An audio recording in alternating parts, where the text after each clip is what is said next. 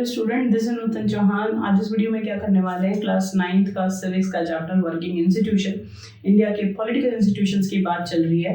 Parliament का जो काम होता है, पार्लियामेंट क्या होता है और क्या वहाँ पे काम होता है, क्या उसकी पावर है, वो समझा चुकी हूँ आपको मैं। ठीक है, कानून कैसे बनता है वो मैं समझा चुकी हूँ। कौन सी पॉलिटिकल इंस्टीट्यूशन है, लेजिस्लेटिव, एग्जीक्यूटिव और जुडिशरी, जो कानून बनाने का, इम्प्लीमेंट करने का, उसको प्रोटेक्ट करने का काम करते हैं, वो मैं आपको समझा चुकी हूँ। अभी चैप्टर को कंटिन्यू कर रहे हैं। हमारा नेक्स्ट टॉपिक है आज टू हाउसेस ऑफ पार्लियामेंट। ठीक है, तो जहां कानून बन रहे हैं ना, that particular place which is known as parliament, our elected representative sit together and discuss and debate and make a law for country development and of course for people. लोगों की भलाई के लिए जो डिस्कस और डिबेट करके जहां कानून बनता है उस जगह को हम कहते हैं पार्लियामेंट। लेकिन पार्लियामेंट में ना दो हाउस होते हैं। ठीक है, वो आप यहाँ पे सीखो। आप पहले से पढ़ते आ रहे हैं, छोटा सा टॉपिक है, इसको कवर कर लो। इन आवर कंट्री 1 नंबर में आ जाता है, पार्लियामेंट कंसिस्ट टू हाउसेस, दो हाउसेस के अंदर। एक है the house, two houses are known as the council of state. Council of state Rajya Sabha कहते हैं, हिंदी में राज्यसभा, काउंसिल ऑफ स्टेट। और एक है हाउस ऑफ पीपल, लोकसभा।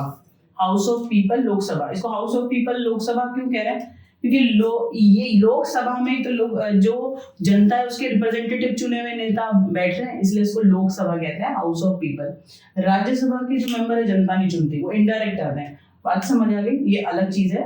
आप बस इतना समझो कि पार्लियामेंट में दो हाउस होते हैं। कानून बनाने के लिए पहले बिल लोकसभा में जाएगा, फिर राज्यसभा में जाएगा। तो दो हाउस हैं, Lok Sabha, Rajya Sabha. Is that clear? इतनी बात आपको समझ में आ गई। दूसरी बात समझो, the total number of elected member of Lok Sabha is 543। देखो, टोटल मेंबर बोलूं तो 545 है।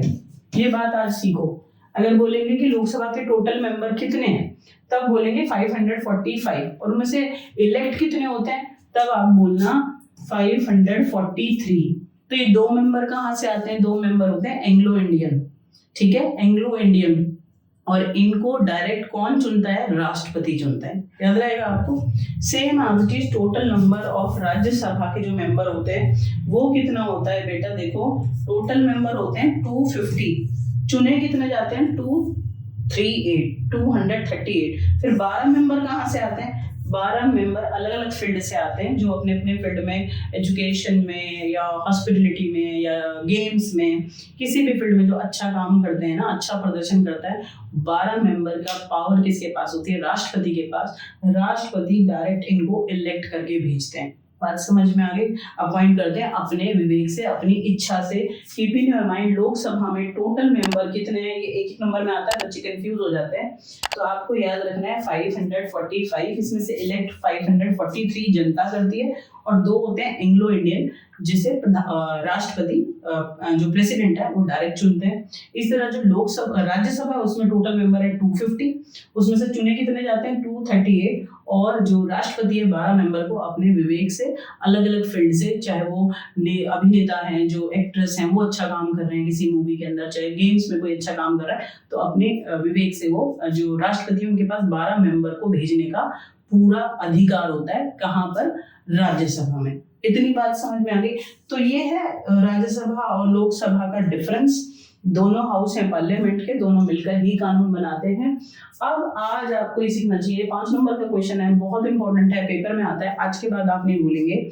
ठीक है, जैसे आपके घर में मम्मी ज्यादा पावरफुल है या पापा, तो आपका अपने अपने रीजन होंगे कि पापा की चल रही है, उनका वो ज्यादा सो, या मम्मी की ज्यादा चल रही है। ठीक है, कौन किसको डरा लेता है, या दोनों के पास बराबर पावर है। ऐसी फैमिलीज भी होती हैं, अच्छी होती है। इसी तरीके से हम देखेंगे कि जो पार्लियामेंट है उसमें दो हाउस होते हैं, लोकसभा और राज्यसभा। ठीक है, तो दोनों में से पावरफुल ज्यादा कौन है? आज कान खोल के सुन लो।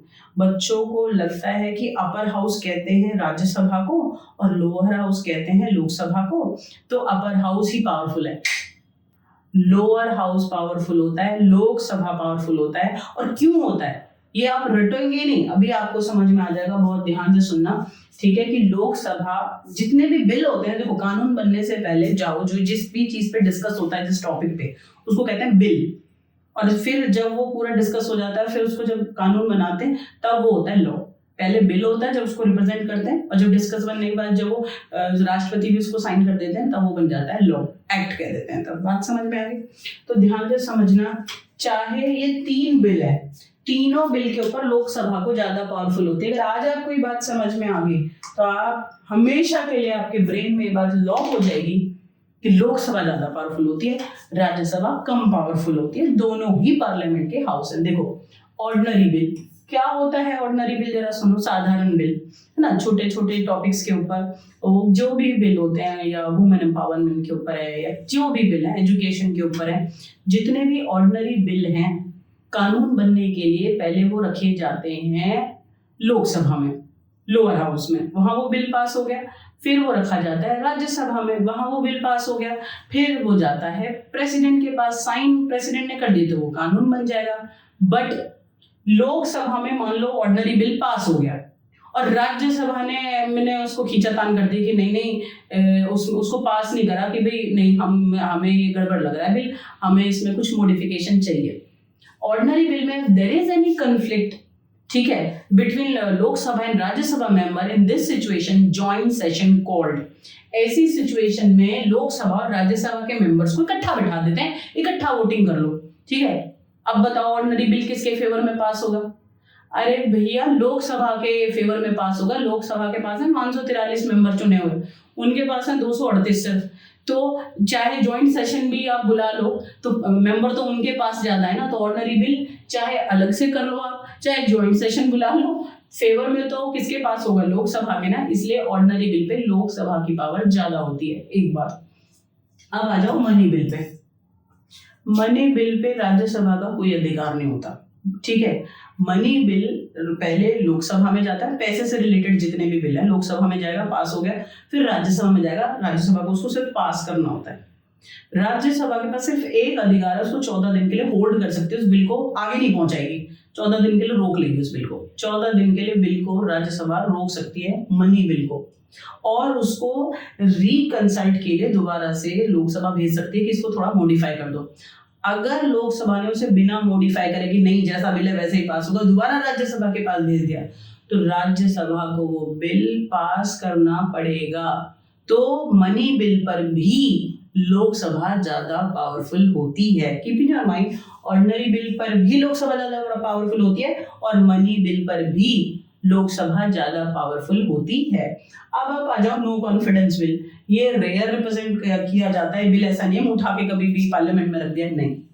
देखो जो प्रधानमंत्री वाला पॉलिटिकल पार्टी होता है, जो सरकार चला रहे हैं, रूलिंग पार्टी है, ठीक है, अगर उसको समय से पहले कोलैप्स करना है तो no confidence bill opposition leader Lok Sabha में रख देते हैं। ध्यान से सुनना, नो कॉन्फिडेंस बिल, ठीक है, रखा जाता है कि भाई प्रधानमंत्री और उनकी टीम रूलिंग पार्टी अच्छा काम नहीं कर रहे हैं, तो इसको जो इनका पार्टी है, इनकी जो गवर्नमेंट है, इसको भंग कर दो और दोबारा से रीइलेक्ट होना चाहिए, इलेक्शन होना चाहिए।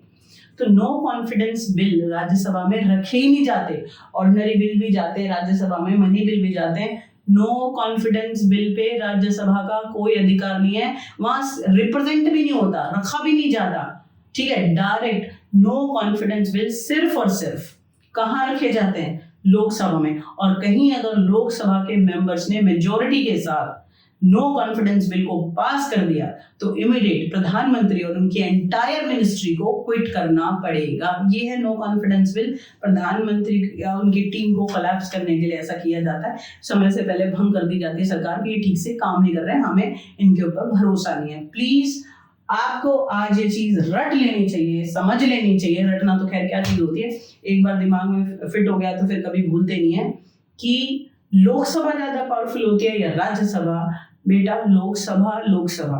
और सबसे सिंपल रीजन बताऊं लोकसभा क्यों पावरफुल होती है? डेमोक्रेटिक कंट्री में लोग ज्यादा पावरफुल होते हैं, लोगों ने लोकसभा के मेंबर्स को चुना था तो वही तो सुप्रीम होंगे, ठीक है। जनता जिसको पसंद करती है, जनता ने जिसे चुना था तो वही हाउस तो पावरफुल होगा।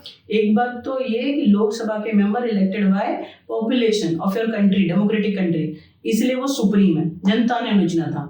दूसरी बात ये, ordinary bill pay, money bill pay और नो कॉन्फिडेंस बिल पर लोकसभा ही पावरफुल होती है। मैंने अलग अलग आपको रीजन दे दिए, ठीक है। नेक्स्ट वीडियो में हम नेक्स्ट टॉपिक करेंगे, तब तक के लिए आप बहुत खुश रहो और बहुत पढ़ते रहो।